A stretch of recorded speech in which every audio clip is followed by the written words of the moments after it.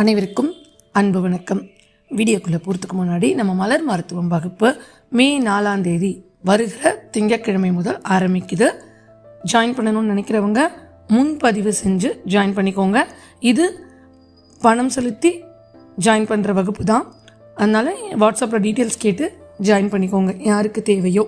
போன வாட்டி நிறைய பேர் கேட்டிருந்தீங்க, பண்ண முடியல அடுத்த வாட்டி பண்ணிக்கிறோன்னா அவங்க எல்லாருமே இதை கொஞ்சம் பார்த்து முன்னாடியே பேர் கொடுத்துருங்க. இதுக்கு நான் நிறைய பேர் எடுக்கிறது இல்லைங்க, 5 பேர் தாங்க நம்ம எடுக்கிறது. அதனால் யாரெல்லாம் புக் பண்ணுறீங்களோ முதல்ல 5 பேருக்கு நம்ம எடுத்துப்போம். அதுக்கப்புறம் அடுத்த பேட்சில் தான் நம்ம கொண்டு போயிடுவோம். இப்போ நம்ம வீடியோக்குள்ளே போகலாம். வாழ்க்கை என்ன இப்படி போயிட்டுருக்கு, வாழ்க்கையில் எல்லாமே செதறி போயிருக்கு அப்படின்னு நினைக்கிறீங்களா? இன்னமும் போதுங்க என்னோடய வாழ்க்கை அப்படியே போயிட்டுருக்கு, எதுவுமே ஒரு அலைன்மெண்ட்டாக இல்லை, அங்கங்கே செதறி கிடக்கு, நிறைய செய்யணும்னு நினைக்கிறேன், ஒன்றுமே பண்ண முடியல, இப்படியே போயிடுமோ, இதுதான் என்னோடய தண்டனையா என் வாழ்க்கைக்கு அப்படின்னு நினைக்கிறீங்களா? இல்லவே இல்லை. இந்த பிரபஞ்சம் உங்களை கவனிச்சிட்ருக்கு அப்படிங்கிறதுக்கான முதல் அறிகுறியை செதறி போகிறது தான். அது தெரியுமா? என்னடா இப்படி சொல்கிறேன்னு நினைக்கிறீங்களா? உண்மைதாங்க. ஒரு உறவுகள் விலகி போனாலோ, இல்லை நீங்கள் சுக்குநூறாக உடஞ்சி போனாலோ, நீங்கள் கண்ட கனவு கலைஞ்சு போனாலோ கவலைப்படாதீங்க.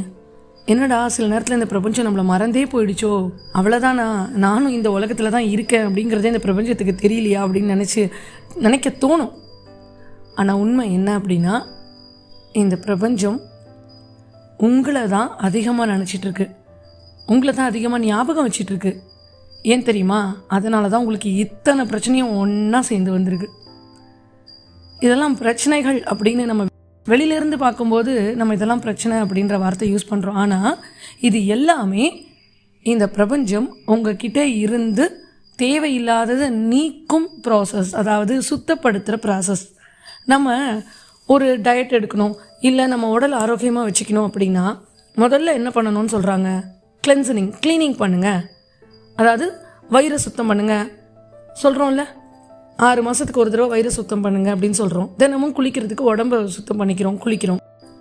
அந்த மாதிரி வீடை சுத்தம் பண்ணும்போது பெருக்கிறோம் இல்லையா, குப்பைகளை கொண்டு போய் கொட்டுறோம். அதுக்கப்புறம் தானே நம்ம வீட்டை நல்லா சுத்தமாக இருக்குது, அப்பாடா இப்போ நம்ம என்ன வேணால் இந்த வீட்டில் உட்காந்து செய்யலாம்னு நினைக்கிறோம்ல. அதே மாதிரி தான் இந்த பிரபஞ்சம் உங்கள் வாழ்க்கையில் இருக்கிற தேவையில்லாத அழுக்குகளையும் கரைகளையும் சுத்தப்படுத்துறதுக்காக தான் உங்களை இந்த செதற வச்சுருக்கு, உடைய வச்சுருக்கு, உங்ககிட்டேருந்து உறவுகளை மனிதர்களை பிரிச்சிருக்கு. ஏன் அப்படின்னா அவங்க யாரும் உங்களுக்கு தேவையில்லாத மனிதர்களாக தான் இருப்பாங்க. நீங்கள் வேணால் நல்லா நோட் பண்ணி பாருங்கள். உங்கள் வாழ்க்கையிலேருந்து ஒரு மனிதர்கள் விலகிட்டாங்க, நீங்கள் அழுறீங்க, கஷ்டப்படுறீங்க, ஐயோ இந்த உறவு என்னை விட்டு போயிடுச்சே, நான் எவ்வளோ அன்பு காட்டினேன் எல்லாம் நினைக்கிறீங்களே. நல்லா யோசிச்சு பாருங்கள். அதாவது நீங்கள் ஒரு 3rd பர்சனாக 3வது மனுஷனாக நின்று யோசிச்சு பாருங்களேன். அந்த உறவுகளால் உங்களுக்கு அதிகமாக கிடைச்சது துன்பமாக தான் இருக்கும், கண்ணீராக தான் இருக்கும். நம்ம வேணால் விட்டு கொடுத்து போயிருப்போம் அவங்க மேலே இருக்கிற உண்மையான பாசத்தினால. அதே பாசம் அங்கேருந்து கிடச்சிதா? இந்த ஒரு கேள்வியை மனசாட்சிக்கு விரோதம் இல்லாமல் வச்சு கேட்டு பாருங்கள். என்னதான் உங்களுக்கு பிடிச்ச நபராக இருக்கட்டும், அது அடுத்தது. ஆனால் இந்த கேள்வியை கேட்கும்போது பதில் என்ன தெரியுமா வரும்? அவங்களால நீங்கள் சந்தோஷப்பட்டீங்களா, அதிகமாக அழுதிங்களான்னு கேட்டு பாருங்கள். ஏன் தெரியுமா? உங்களை சந்தோஷப்படுத்தணுன்ற அப்படின்னு நினச்சிருந்தா அந்த நபர் உங்களை அழவிட்டிருக்கவே மாட்டாங்க. அது யாராக இருந்தாலும் சரி, உங்களுக்கு சப்போர்ட் பண்ணியிருப்பாங்க, உங்கள் கூட இருந்திருப்பாங்க. கூட இருக்கிறதுனா 24 ஹவர்ஸும் பேசிக்கிட்டே இருக்கிறது இல்லை. நிச்சயமாக உங்களை எப்பெல்லாம் உங்களுக்கு அவங்க சப்போர்ட் தேவைன்றது அவங்களுக்கே தெரியும். அதே சமயத்தில் பேசாமல் ரொம்ப தூரம் தள்ளியும் இருக்க மாட்டாங்க, விட்டுட்டும் போயிட மாட்டாங்க, கூடவேவும் 24 ஹவர்ஸும் சாப்பிட்டியா தூங்குனியா கேட்டுட்டும் இருக்க மாட்டாங்க. அதெல்லாம் ஆரம்ப நிலையில் இருந்திருக்கலாம். அப்படி உண்மையிலேயே உங்களை விட்டு விலகின நபர் அந்த மாதிரி நபரா அப்படின்னு நீங்கள் யோசிச்சு பாருங்கள். அப்படி இருந்தால் நீங்கள் இப்படி அழுதுட்டு இருக்க மாட்டீங்க, நீங்கள் அவங்க உங்களை அழ விட்டுருக்க மாட்டாங்க இல்லையா? அப்போ இந்த பிரபஞ்சம் கரெக்டாக தானே செஞ்சுருக்கு. தேவையில்லை அப்படின்ற விஷயத்த நீக்கிறது தானே கரெக்டு. அவங்க நாளைக்கு நல்ல விதமாக மாறி உங்களுக்கு தேவையான நபராக வரும்பொழுது நிச்சயம் உங்ககிட்ட தானே அந்த பிரபஞ்சம் கொண்டு வந்து சேர்க்கும். இந்த நிமிஷத்துலேருந்து முதல்ல நம்ப ஆரம்பிங்க. எது என்னை விட்டு போனாலும் அது எனக்கு தேவையில்லாதது தான் இந்த பிரபஞ்சம் எடுத்துக்குன்ற அந்த ஒத்த நம்பிக்கையை பிரபஞ்சத்து மேலே வைங்க. மொத்த நம்பிக்கையும் தூக்கி யார் மேலேயோ வைக்கிறதுக்கு ஒட்டுமொத்த நம்பிக்கையும் தூக்கி முன்ன பின்ன தெரியாத ஒருத்தங்க மேலே வச்சு பாசம் வைக்கிறீங்களே, அதுக்கு பதிலாக ஒத்த நம்பிக்கை, இந்த ஒரே ஒரு நம்பிக்கையை இந்த பிரபஞ்சத்து மேலே வைங்க. பிரபஞ்சம் எனக்கு நல்லதை மட்டும்தான் செய்யும், என்கிட்டேருந்து ஒரு விஷயத்தை எடுத்தால் அது எனக்கு தேவையில்லாததான் இருக்கும் அப்படின்னு நம்புங்க. நம்ம மனசை இந்த பிரபஞ்சம் எல்லா விஷயத்தையும் ரெடியாக வச்சுக்கிறதுக்காக தயார்படுத்திக்கிட்டு இருக்குங்க. நம்மளோட ஆன்மாவை இது சுத்தப்படுத்திக்கிட்டு இருக்கு. இந்த பிரபஞ்சம் நம்மக்கிட்ட இருக்கிற, நம்மளை சுற்றி இருக்கிற எல்லா அழுக்கையும் நீக்கிட்டு நம்ம மனசை இந்த பிரபஞ்சத்தை போலவே தூய்மையாக மாற்றி கொடுக்குது. இந்த பிரபஞ்சம் எவ்வளோ சுத்தமானது, பரிசுத்தமானது இல்லையா? அந்த மாதிரி நம்ம மனசையும் இந்த பிரபஞ்சம் தூய்மைப்படுத்துறதுக்காக தான் நமக்கு இந்த மாதிரியான சில விஷயங்களை கொடுக்குறாங்க, சவால்களை கொடுக்குறாங்க. நம்ம அதுக்குள்ளே நம்ம என்ன நினச்சிடுறோம், என்னை உடச்சிருச்சு இந்த பிரபஞ்சம், சுக்கு நூறா அவ்வளோதான், எனக்கு போச்சு எல்லாமே, என் லைஃபே. அது நம்மளோட அஞ்ஞானம், நமக்கு புரியல, நமக்கு தெரியல. அதனால தான் இந்த பிரபஞ்சம் ஓகே இனிமேல் எனக்கு சொல்லி சொல்லி புரிய வச்சா பார்த்தா அது செயலில் இறங்கிட வேண்டியதா அப்படின்னு இம்மீடியட்டாக ப்ராசஸை ஸ்டார்ட் பண்ணியாச்சு. நம்ம ஆன்மாவை ஒரு உயர் நிலைமைக்கு கொண்டு போகிறதுக்காக தான் இந்த பிரபஞ்சம் நமக்கு தேவையில்லாத ஒரு நபர்களாக இருக்கட்டும், தேவையில்லாத ஒரு விஷயமா இருக்கட்டும், ஒரு பொருளாக இருக்கட்டும், நம்மக்கிட்டேருந்து அதை எடுத்துக்கிறாங்களே தவிர உங்ககிட்டேருந்து அதை அபகரிச்சுக்கணும் அப்படிங்கிற நோக்கத்துக்காக இல்லை.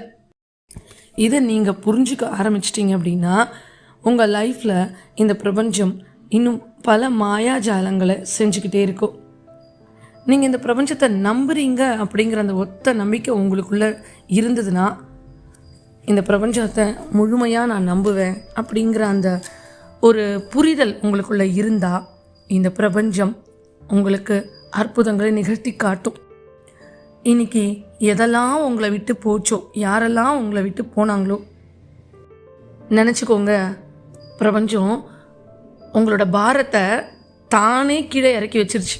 நீங்கள் கஷ்டப்பட வேண்டாம் அப்படின்னு அந்த பிரபஞ்சம் உங்கள் வேலையை கையில் எடுத்துக்கிட்டு உங்களுக்கு யாரெல்லாம் உங்களை விட்டு போகணுமோ தானாக போக வச்சிருச்சு.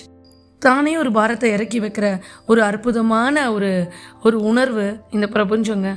அவங்கள நம்ம குறை சொல்லலாமா? ஏன் தெரியுமா? வெத்து கைகளாக நம்மளை மாற்றுங்க இந்த பிரபஞ்சம். உங்கள் கைகளில் எதுவுமே இல்லாமல் எல்லாத்தையும் பிடுங்கிட்டு போயிடும். ஏன் தெரியுமா? இப்படி நம்ம கையிலேருந்து எல்லாத்தையும் எடுத்துக்கிட்டு போனாங்க, வெறும் கையாக மாற்றினாங்க. அந்த வெறும் கைகளில் நீங்கள் வெறும் கைகளோடு இருக்கும் பொழுது இந்த பிரபஞ்சம் தன்னோட மொத்த ஆசீர்வாதத்தையும் உங்கள் கைகளில் நிரப்பும். அதனால தான் உங்களை வெறும் கையாக்குனாங்க, உங்களை தனி மரமாக ஆக்குனாங்க. யாருமே வேண்டாம் அப்படின்னு ஆக்குனதுக்கு காரணம் நீங்கள் யாரும் இல்லாமல் தனிமையில் தவிக்கணுங்கிறது இல்லை, உண்மையான நல்ல மனிதர்கள் உங்கள் கூட இருக்கணுங்கிறதுக்காக தான் தேவையில்லாத மனிதர்களையும் பொருட்களையும் ஆசைகளையும் நீக்கினாங்க.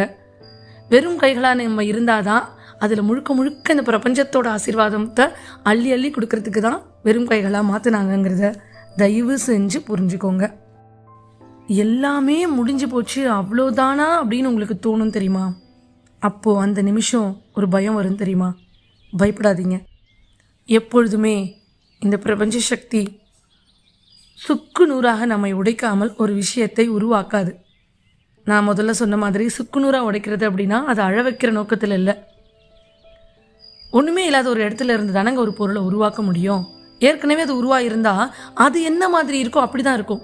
ஆனால் அதை அழகாக முழுமையாக அற்புதமான ஒரு பொருளாக மாற்றணும் அப்படின்னா அதை சுக்குநூறாக உடச்சி முதல்ல இருந்து செஞ்சால் தானே உண்டு. அதுதான் இந்த பிரபஞ்சம் பண்ணிக்கிட்டு இருக்கிறது. இதுதான் இந்த பிரபஞ்சத்தோட விதி. அதனால தான் எந்த ஒரு விஷயத்தையும் இந்த இறையாற்றல் நமக்கு கொடுக்கறதுக்கு முன்னாடி நிறைய கஷ்டங்களை கொடுக்குறாங்க. சொல்லுவாங்கள்ல, கடவுள் உங்களுக்கு செய்கிறதுக்கு முன்னாடி உங்களுக்கு நிறைய கஷ்டம் வருதுன்னா உங்களுக்கு ஏதோ பெருசாக ஒரு நல்லது நடக்க போகுதுன்னு. அது உண்மைதாங்க. இவ்வளோ கஷ்டப்படுறியா, அடுத்தது உனக்கு பாருப்பா ஒரு பெரிய நல்லது தான் நடக்கணும். இதுதாங்க இந்த பிரபஞ்சம் செய்யுது. உங்ககிட்ட இருந்து இந்த பிரபஞ்சம் எடுத்துக்கிற ஒவ்வொரு விஷயத்துக்கும், உங்களை விட்டு விலக்கி வைக்கிற எல்லா விஷயத்துக்கும் இந்த பிரபஞ்சம் கொடுக்க போகிறது 10 மடங்கா இல்லைங்க 100 மடங்கா உங்களுக்கு கொடுக்கும். நீங்கள் கேட்க தயங்கிட்டு இருப்பீங்கள்ல ஒரு விஷயம், இதெல்லாம் நான் எப்படி கேட்குறது, இதெல்லாம் நான் கேட்க முடியுமா அப்படின்னு. அந்த தயங்கிட்டு இருக்கிற அந்த விஷயத்தை கூட நீங்கள் கேட்காமலே கொண்டு வந்து கொடுக்கறதுக்காக தான் இதெல்லாம் நடக்குது. பிரபஞ்சத்து மேலே நம்பிக்கை வைங்க. ஒருபோதும் நீங்கள் எதையுமே இழக்க மாட்டீர்கள். நான் சொல்கிறேன், நீங்கள் இந்த பிரபஞ்சத்தில் ஒரு பகுதி நினைக்கிறீங்களா? இல்லை, நீங்கள் தாங்க இந்த பிரபஞ்சமே. அப்படி தாங்க நீங்கள் மாற போகிறீங்க.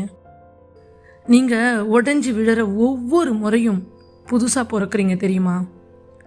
ஒரு வாட்டியும் நீங்கள் விரக்தியோட உச்ச கட்டத்துக்கு போயிட்டு வரீங்கல்ல, ஒவ்வொரு விஷயத்துலையும். இப்போ தான் ஏதோ ஒரு விஷயத்துக்கு அழுது முடிச்சு தீர்த்திருப்போம், அப்பாடா முடிஞ்சுதானே நினச்சிருப்போம். அடுத்தது ஒன்று க்ரியேட் ஆகும். அதுக்கு அவ்வளோதான். ஒரு வார்த்தையோ ஒரு சொல்லோ அடுத்தவங்களோட ஒரு ஒரு ஒரு குத்துற மாதிரியான வார்த்தைகளோ இல்லை அடுத்தவங்களோட நம்மளை உதாசீனப்படுத்திட்டு போகிறாங்க பார்த்தீங்களா, அந்த உதாசீனமோ இல்லை நம்ம என்ன தான் பண்ணாலும் நம்ம எவ்வளோ அன்பு காட்டினாலும் மற்றவங்களுக்கு அது புரியவே புரியாது பார்த்தீங்களா. இந்த மாதிரி ஒரு ஒரு முறையும் உச்சக்கட்ட விரக்தி நிலைக்கு போய் ஏண்டா இது என்னடா இது அப்படின்னு நீங்கள் ஒவ்வொரு வாட்டி போகும் பொழுதும் திரும்பவும் உங்களை புதியதாக இந்த பிரபஞ்சம் பிறக்க வைக்கிறது. எத்தனை முறை நீங்கள் உடைஞ்சாலும் ஒவ்வொரு முறையும் உங்களை கை தூக்கி விட்டு நீங்கள் உடையிற அந்த எத்தனை முறை உடைஞ்சிங்களோ அதை விட பல மடங்கு வலிமையாக உங்களை திரும்பி எழுந்து நிற்க செய்யும் இந்த பிரபஞ்சம். ஏன்னா இந்த பிரபஞ்சம் உங்களை உடைக்கிறது அழிக்கிறதுக்காக இல்லைங்க, உங்களை இன்னும் பல மடங்கு வலுவாக ஆக்கிறதுக்காக உருவாக்குறதுக்காக. ஒவ்வொரு முறையும் கீழே விழும்போது ஞாபகம் வச்சுக்கோங்க, இன்னும் அதை விட வேகமாக நீங்கள் எழுந்து நிற்க போறீங்க அப்படிங்கிறத ஞாபகம் வச்சுக்கோங்க. ஒவ்வொரு வாட்டியும் இந்த பிரபஞ்சம் உங்கள் முகத்தை பார்க்குது.